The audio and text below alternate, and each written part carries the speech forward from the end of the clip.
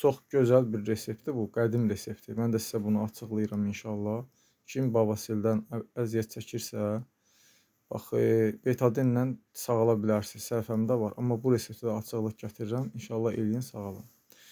32 il qabaq çoban yastığı vannası eləmişəm 3 gün. Suyun istiliyi dözülən dərəcədə. Bu oğlana inanın, sağ olsun, maarifləndirir. Götürürsünüz bir də 2 litrlik su, 2 litr. Qaynadırsınız. Su qaynara düşəndə ora 100 qram çoban yastığı əlavə edirsiniz. 5 dəqiqə də qaynadırsınız.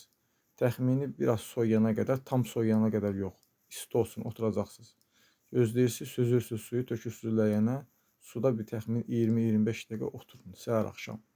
Bu babasili mükəmməl sağaldır. Bu da çox qədim reseptdir, gözəl bir reseptdir. Amma betadin də superdir. Həm bundan, həm də ondan istifadə edə bilərsiniz. İkisi də sağaldacaq sizi inşallah.